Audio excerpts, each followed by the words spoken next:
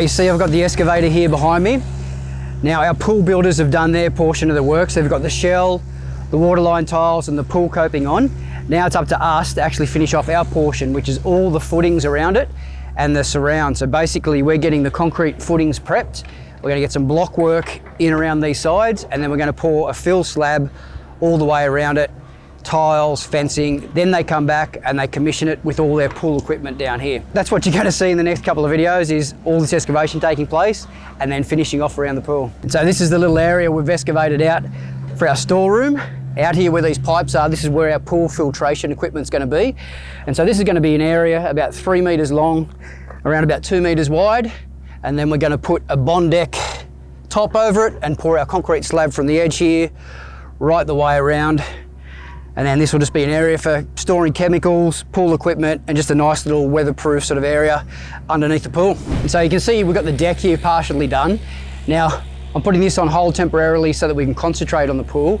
But basically our next steps here will be putting the protective tape over the top of all the pine joists and then laying our decking board. So you'll see that coming up in another video. But for now, main focus is to get our works done in the pool so that our pool guys can come and fit off the equipment and we can get all that ready so that we've got a pool done prior to Christmas. That's the plan anyway. Let's see how that goes.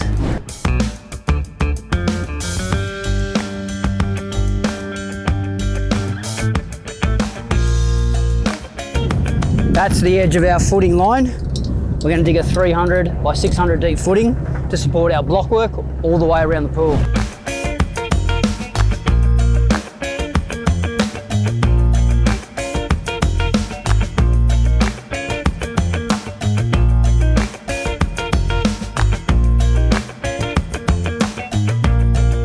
All right, now that all our footings are dug, we're going to start cutting up the trench mesh and dropping all that in.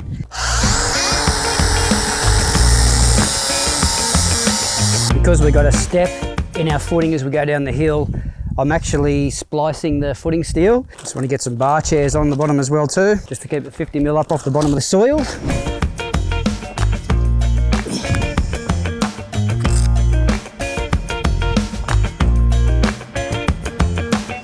Yeah, that'll end up sitting something like that.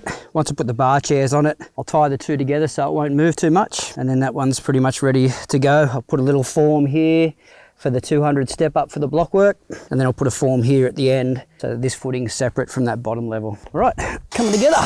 As always, you start digging footings and it starts bucketing down rain. So I've had this covered up for a couple of days. On the other side, I had to put a big tarp over. I've only got some plywood over this side that we've dug to try and keep some of the water out of the piers, and then I'll just let all the water run down to this lower section and I'll just bucket that out. But yeah, time to start putting it all back together. Pray that it doesn't keep raining. It is entering the wet season here, so we've been pretty lucky up until now. Like I said, the main thing is I didn't want those piers that we've dug down in the footings to fill up with water. Keep those cages nice and dry, and it's worked well.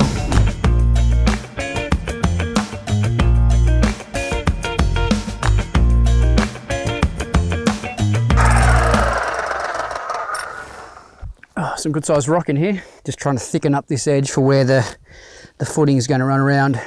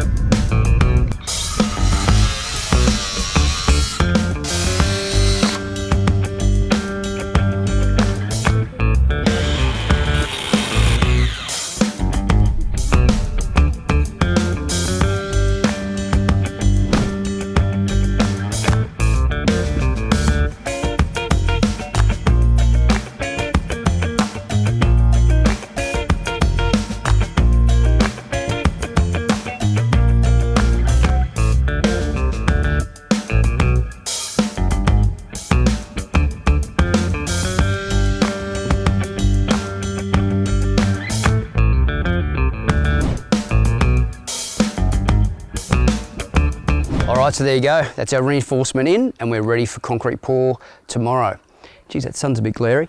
You missed some of the action. Unfortunately, I only get to film the footings going in for the concrete or the bricklayer putting any of his blockwork up. But I'll take you for a bit of a walk around and show you what we've done to get it up to this stage and what the next stages are after this. All right, so our process was pouring the concrete for these footings, and then after that, our block layer came in and laid all these hollow Besser blocks. Now, inside of the footings, you probably saw me last time tying off the steel. We had steel starter bars coming up every 400 millimeters apart. And then what the bricklayer does, he lays these blocks over the starter bars and then continues the steel up and through, and also ties steel through each course of the blocks. Now, once that's done, then we core fill in between and make that wall nice and solid with concrete. So that went ahead, and then the same on the other side over there. And then now once that's done, we came through and we bolted all of our formwork in place. So basically this forms up where the edge of the slab's going to come to. And then after that, all we had to do was put the reinforcement in on top. Out of the top here, I'll show you a bit of a close-up in a minute, there's the starter bars that came up and they crank back into the actual slab. So that's what locks in this top slab to the concrete wall into the footing below, so that it all becomes nice and solid. Now what we've also done, I'll take you over and show you some of the starter bars that we've drilled into the pool itself, and that also gives it a bit more stability.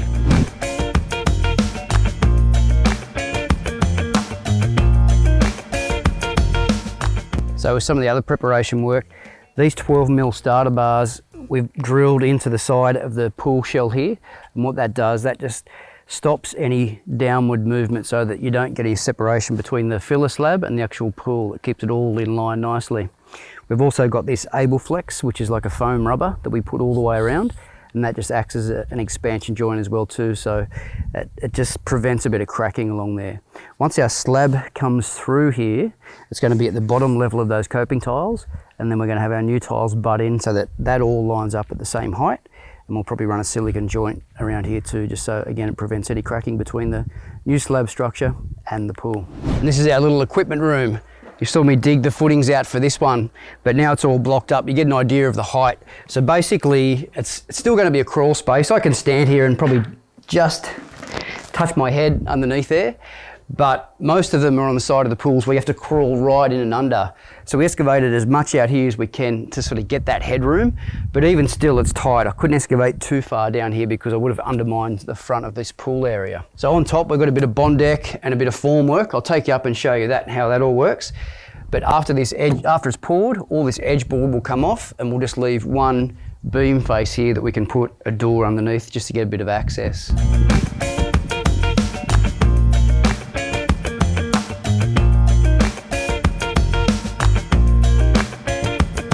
And so this is the area I was talking about with the bond deck. So you can see here, that's steel sheeting, which runs over this block wall out to that front block wall.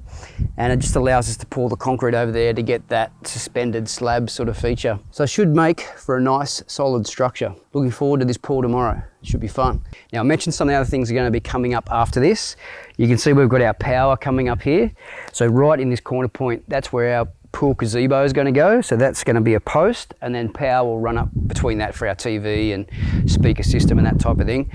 So this whole pool cabana is probably going to be stage 3, so you'll see that in a later video. Once we get a bit more cash in the bank, we can afford to get this decked out with a kitchen and a proper, pool barbecue area and set that right up. But as far as this works goes, the next stages are going to be once the slab's poured, the tiler's going to come in, give it a week or so to cure, put all our new stone tiles over the top. Then after that, I'll be doing the install of all the fencing. We're going to have aluminium fencing running along the face here and some glass panels at the front. And then once the glass and the handrail goes on, it can all be certified. That's the biggest thing. You can't actually finish the pools off until this is 100% safe.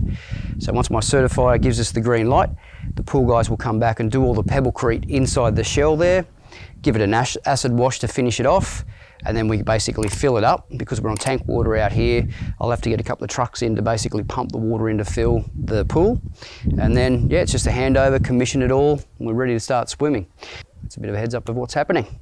So, thanks for watching, guys. I hope you enjoyed the rest of the progress, and I'll keep you up to date with how we're ticking along. Catch you next time.